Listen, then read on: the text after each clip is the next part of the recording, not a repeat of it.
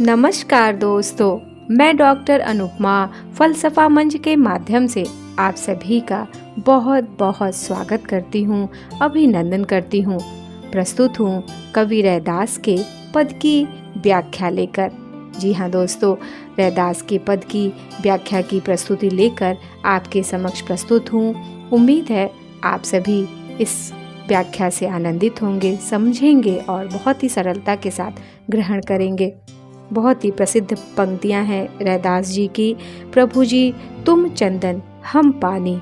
चलिए प्रारंभ करते हैं। अब कैसे छूटे राम रट लागी, प्रभु जी तुम चंदन हम पानी।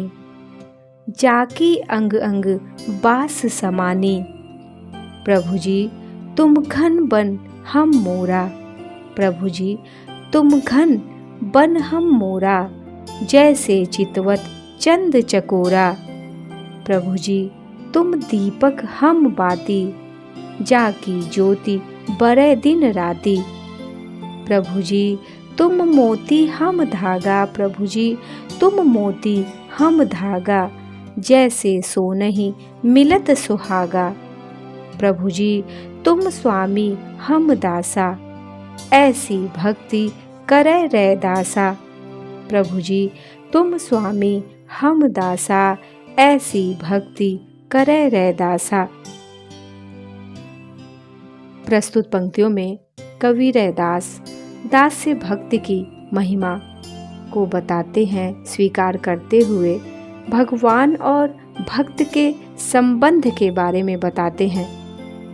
उनका मानना है कि प्रत्येक काल में ईश्वर की अनुभूति होती ही है और जब भक्त ईश्वर के संपर्क में आता है तो उसके भीतर भी वे सभी ईश्वरीय गुण समाहित होने लगते हैं। चंदन, बाती, दीपक आदि के उदाहरण द्वारा वे अपनी बात को पुष्ट करते हैं। प्रस्तुत पंक्तियों में रैदास कहते हैं कि यदि एक व्यक्ति के मन में ईश्वर के प्रति अनन्य प्रेम की अनुभूति हो जाती है, लगन लग जाती है, फिर वह नहीं छूटती। भक्त और भगवान के संबंध बताते हुए कवि रैदास कहते हैं कि जब भक्त का प्रेम प्रभु की चरणों में एकाकार हो जाता है, तब उसकी भक्ति में रंग आने लगता है। उसके भीतर सात्विक गुण समाहित होने लगते हैं। आगे कहते हैं कि हे प्रभु, आप चंदन के समान सुगंधित, शीतल और पवित्र हैं। कवि कहते हैं कि हे प्रभु तुम चंदन हम पानी, अर्थात आप चंदन के समान सुगंधित, शीतल और पवित्र हैं और मैं पानी के समान हूँ। जैसे चंदन के संपर्क से पानी में उसकी सुगंध समा जाती है, विलीन हो जाती है, वैसे ही आपके प्रति प्रेम और भक्ति से मेरा अस्तित्व भी महक उठा है। हे प्रभु, आप बादल हैं और मैं मोर। आप बादल हैं और मैं मोर हूँ। जैसे मोर बादलों को देखकर हर्ष से भर जाते हैं, उन्हें अति उल्लास होता है, वैसे ही मैं भी आपकी भक्ति में आनंदित होता रहता हूँ।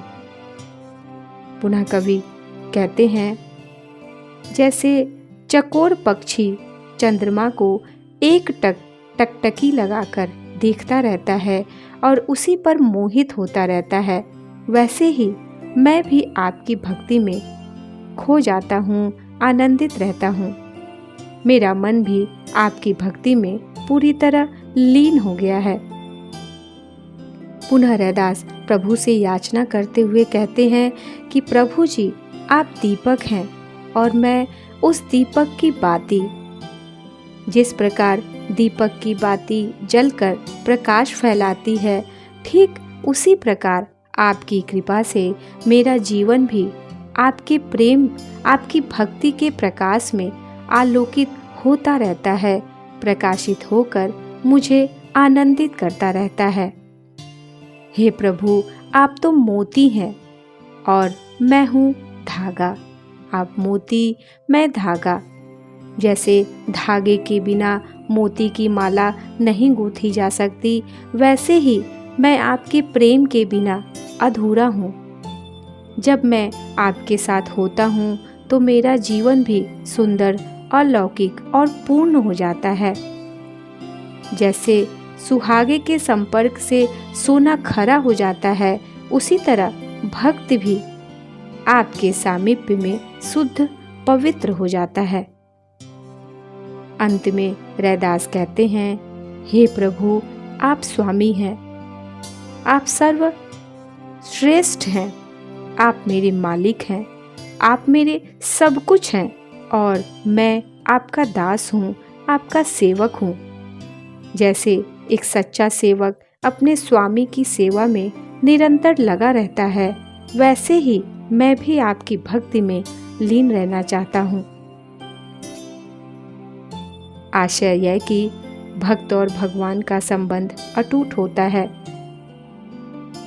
अपने आराध्य से अटूट प्रेम, समर्पण, भक्ति को ही वह अपने लिए सर्वोपरि रखता है।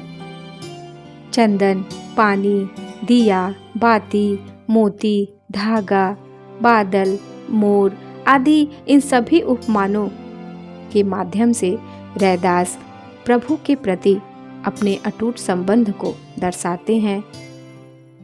धन्यवाद। उम्मीद है आप सभी को ये व्याख्या समझ में आई होगी और यदि वीडियो अच्छी लगे तो आप सभी लाइक करें, शेयर करें, सब्सक्राइब करें। आप सभी को मेरा नमस्कार।